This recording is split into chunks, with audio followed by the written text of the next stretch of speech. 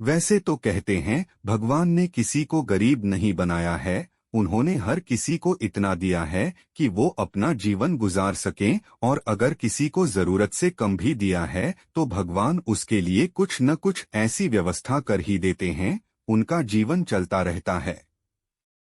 हम अक्सर दूसरों की अमीरी देखकर अपनी अमीरी और गरीबी का अंदाजा लगाते हैं। यदि हमारे पास 10 रुपए हों और सामने वाले के पास 100, तो हम अपनी नजरों में गरीब हो जाते हैं और सामने वाला अमीर हो जाता है। हम यह नहीं सोचते कि एक व्यक्ति कितनी मेहनत से रुपए कमाता है, 100 काम कर रहा है, उसकी जरूरतें क्या हैं। हम तो बस दूसरे की दौलत देखते हैं और अपनी राय बना लेते हैं। गौतम बुद्ध की आज की प्रेरणादायक कहानी के माध्यम से आप जानेंगे कि भगवान बुद्ध के अनुसार कौन धनवान और धनवान व्यक्ति होता है। साथ ही आप यह भी समझ जाएंगे कि गौतम बुद्ध हर व्यक्ति को अमीर क्यों कहते थे। गौतम बुद्ध की कहानी आपको बहुत प्रभावित करेगी और बुद्ध की इस प्रेरणादायक कहानी से मिली सीख आपके बहुत काम आएगी। एक बार की बात है, ऐसा हुआ, एक राज्य के राजा ने गौतम बुद्ध को कुछ दिनों के लिए अपने राज्य में आने का निमंत्रण दिया। बुद्ध ने उस राजा का निमंत्रण स्वीकार कर लिया और अपने कुछ शिष्यों के साथ उस राज्य में चले गए।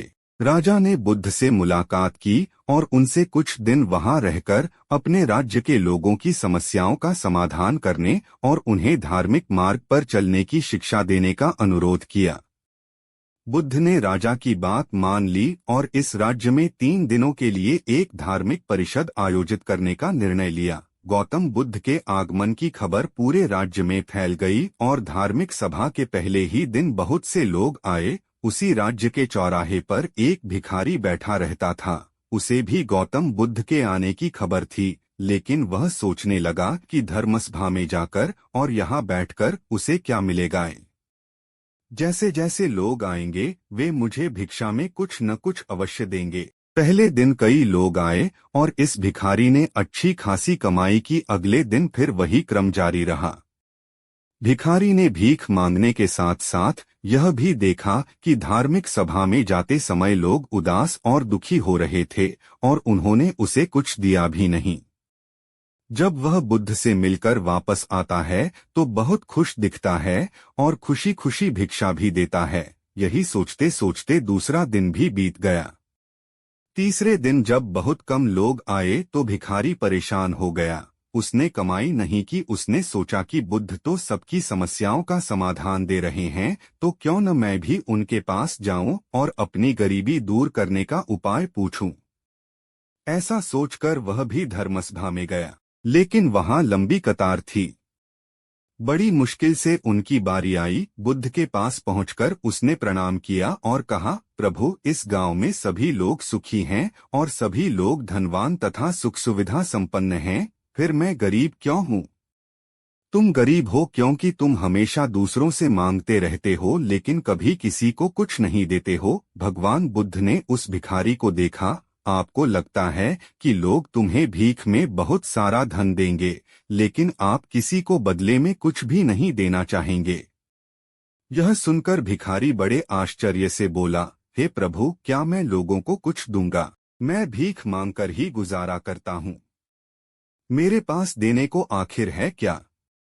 बुद्ध कुछ देर के लिए चुप हो गए और कुछ देर रुककर बोले, तुम बहुत मूर्ख हो। भगवान ने तुम्हें और हम सभी को किसी को देने या दूसरों के साथ बांटने के लिए बहुत कुछ दिया है।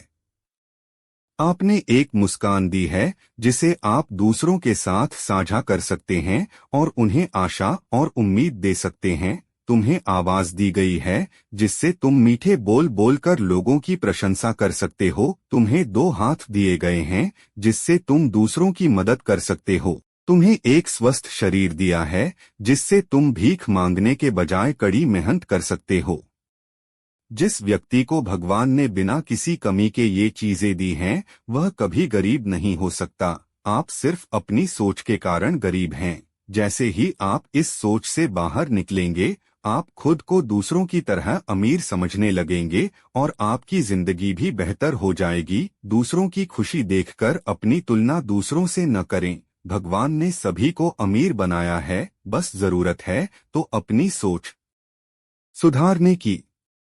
भगवान बुद्ध की बातें सुनकर मनुष्य को अपने जीवन का मूल्य समझ में आया और वह उनके द्वारा दी गई शिक्षाओं के अनुसार अपना जीवन जीने लगा।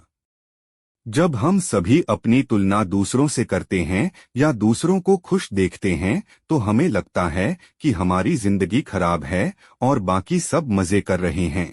हम अपने जीवन में कभी भी अच्छी चीजों पर ध्यान केंद्रित नहीं करते हैं। हम कभी यह नहीं सोचते कि भगवान ने हमें स्वस्थ शरीर दिया है, जो सबसे कीमती चीज है। आप कितने भी अमीर क्यों न हो, अगर आपका शरीर उपयोगी नहीं है तो वह पैसा भी किसी काम का नहीं है। और वहीं अगर आप गरीब हैं लेकिन आपका शरीर बिल्कुल स्वस्थ है तो आप अपने आप में एक अमीर व्यक्ति हैं। कोरोना काल में हम सभी ने देखा है कि पैसे से सब कुछ नहीं खरीदा जा सकता।